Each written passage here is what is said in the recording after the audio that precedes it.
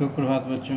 मैं आज मुखलाल संस्कृत उपशास्त्री महाविद्यालय बंधु छपरा भोजपुर से ऑनलाइन क्लास के माध्यम से हिंदी व्याकरण में विराम चिन्ह में 9वां विराम चिन्ह से 9 से 13 तक आपको बताने जा रहा हूँ। पिछले क्लास में 8 विराम चिन्ह तक आप लोग जानकारी प्राप्त कर चुके हैं। 9वां है आज अवतरण या उद्धरण चिन्ह। अवतरण या उद्धरण चिन्ह, इसको हम लोग अंग्रेजी में इन्वर्टेड कॉमा भी कहते हैं। तो यह उद्धरण चिन्ह जो है, इसके दो रूप हैं। एक इकहरा, एक इसमें एक चिन्ह होता है दोनों साइड से, और एक जो है जो दोहरा, दो चिन्ह। तो जहाँ किसी पुस्तक से कोई वाक्य या अवतरण ज्यों का त्यों उद्धृत किया जाए, वहाँ दोहरे उद्धरण चिन्ह का प्रयोग होता है। और जहाँ कोई विशेष शब्द, पद, वाक्यखंड इत्यादि उद्धृत किए जाएँ, वहाँ इकहरे उद्धरण चिन्ह लगते हैं। जैसे जीवन विश्व की संपत्ति है, अगर इस पूरे वाक्य को अति लगाना है, इसमें उद्धरण चिन्ह लगाना है तो दोहरा चिन्ह लगेगा। जीवन विश्व की संपत्ति है पूर्ण विराम के बाद डैश लाकर जयशंकर प्रसाद। ये जो पूरा वाक्य है, जीवन विश्व की संपत्ति, इसमें दोहरा चिन्ह लगेगा। फिर कामायनी की कथा संक्षेप में लिखी, अगर हमको लिखना है तो कामायनी जो है, इसमें उद्धरण चिन्ह का एक इखरा चिन्ह लगेगा। इसी प्रकार आगे पुस्तक, समाचार पत्र, लेखक का उपनाम, लेख का शीर्षक इत्यादि उद्धृत करते समय इकहरे उद्धरण चिन्ह का प्रयोग होता है। जैसे निराला पागल नहीं थे, तो निराला में इकहरा उद्धरण चिन्ह लगेगा। प्रदीप एक हिंदी दैनिक पत्र है, तो प्रदीप में इकहरे उद्धरण चिन्ह का प्रयोग होगा। इसी प्रकार आगे महत्वपूर्ण कथन, कहावत, संधि आदि को उद्धृत करने में दोहरे उद्धरण चिन्ह का प्रयोग होगा। जैसे भारतेंदु ने कहा था डैश, देश को राष्ट्रीय साहित्य चाहिए। तो देश को राष्ट्रीय साहित्य चाहिए, इसमें आपको दोहरा उद्धरण चिन्ह लगेगा। तो किसी के द्वारा कहे गए कथन या किसी महापुरुष की वाणी को उद्धृत करते समय जो है दोहरा उद्धरण चिन्ह लगेगा। जैसे माँ ने कहा था, या अगर स्वामी जी नहीं आए तो वे मंदिर कभी नहीं जाएंगे। तो यहाँ अगर स्वामी जी नहीं आए तो वे मंदिर कभी नहीं जाएगी, इसमें दोहरे उद्धरण चिन्ह लगेगा। तिलक ने कहा था, स्वतंत्रता हमारा जन्मसिद्ध अधिकार है। तो यहाँ पर भी स्वतंत्रता हमारा जन्मसिद्ध अधिकार है, इसमें उद्धरण चिन्ह का दोहरा चिन्ह लगेगा।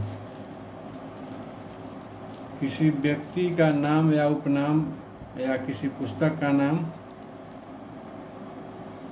इकहरे उद्धरण चिन्ह द्वारा लिखा जाता है। जैसे छायावाद के 4 प्रमुख कवि हैं, प्रसाद, निराला, पंत तथा महादेवी। इन चारों के नाम, जैसे प्रसाद, निराला, पंत, महादेवी, इनमें इकहरे चिन्ह लगेगा। प्रसाद में इकहरे उद्धरण चिन्ह लगेगा, निराला में भी लगेगा, पंत में भी लगेगा, महादेवी में भी लगेगा।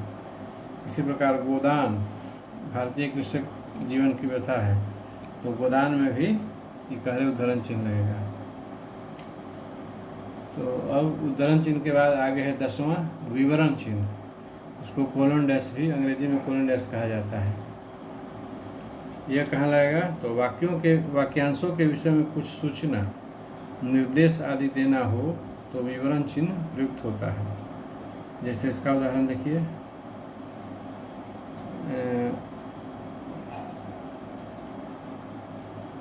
हम अपनी बात नीचे दिए गए उदाहरणों से स्पष्ट करेंगे।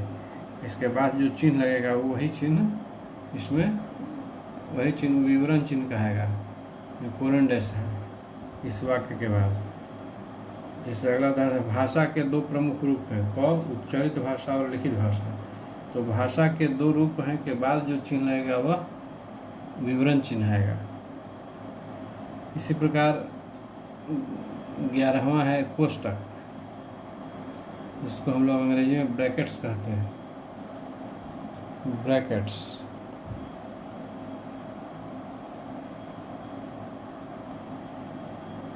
तो ब्रैकेट का चिन्ह है, ब्रैकेट्स का दिया हुआ है कोष्टक का, ये 3 चिन्ह है इसमें। इसका प्रयोग कौन कौन स्थिति में किया जाता है? तो किसी कठिन शब्द को स्पष्ट करने के लिए, जैसे लौकिक, तो लौकिक को, यह जो कोष्ठ है इसमें बगल में बहुत सारे लोग लौकिक में नहीं का मतलब नहीं समझ पाएंगे, तो यह कोष्ठ देकर उसमें सांसारिक, उसका पर्यायवाची शब्द हो जाएगा सांसारिक। जो कठिन शब्द है इसको स्पष्ट करने के लिए लिखा जाएगा लौकिक का सांसारिक, वही कोष्ठ में। तथा परलौकिक, परलौकिक में ढेर लोग भी नहीं समझ पाएगा कठिन शब्द के चलते, तो इसको समझने के लिए ईश्वरीय लिखा गया है बगल में, तो ईश्वरीय लिखते समय हम लोग यह कोष्ठ का प्रयोग करेंगे। इसी प्रकार जब पंडित जी यानी पंडित नेहरू वहाँ पहुँचे तो नेताजी मतलब सुभाष चंद्र बोस ने उसको उनका स्वागत किया। तो जब पंडित जी मतलब नहीं समझे लोग, तो सब लोग समझ पाएंगे पंडित जी कौन, तो वहाँ उसको समझने के लिए, उस शब्द को स्पष्ट करने के लिए कोष्ठ या कोष्ठ लगाकर उसमें लिखाएगा पंडित नेहरू, मतलब हो जाएगा कि जवाहरलाल नेहरू। तो जब पंडित जी वहाँ पहुँचे तो नेताजी से अगर बहुत लोग नहीं समझेंगे तो उनके लिए कोष्ठ में समझने के लिए यही कोष्ठ लिख करके उसमें सुभाष चंद्र बोस उनका नाम लिखा जाएगा। कहने का मतलब है कि कठिन शब्द को स्पष्ट करने के लिए यह कोष्ठ का प्रयोग होता है। और तीनों प्रकार, यह 3 प्रकार का कोष्ठ है, तो यह तीनों प्रकार का कोष्ठ जो है गणित में प्रयोग होता है। और यह कोष्ठ का प्रयोग विकल्प दिखाने के लिए भी होता है। जैसे हिंदी वाक्य के मूल जो संरचना है वो होती है कर्ता, कर्म, क्रिया। नाटक तथा एकांकी में भाव और संकेत आदि प्रकट करने के लिए भी होता है। जैसे राजन अनुरोध भरे संवाद में, तो इस अनुरोध भरे संवाद में जो होगा वह कोष्ठ में होगा। अर्थात यहाँ कर्म, आप मेरे लिए भी ऐसी घड़ी देंगे न। अर्थात यहाँ कर्म को कोष्ठक में रखने का अर्थ है कि कर्म तभी आएगा जब क्रिया सकर्मक होगी। अकर्मक क्रिया वाले वाक्य में कर्म नहीं होगा।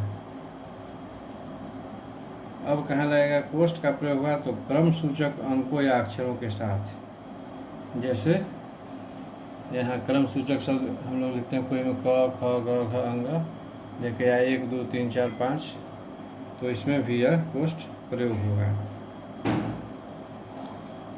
अब है 11वां के बाद 12वां है विराम चिन्ह, इसको हम लोग हंस पद या त्रुटिपूर्वक विराम चिन्ह कहते हैं।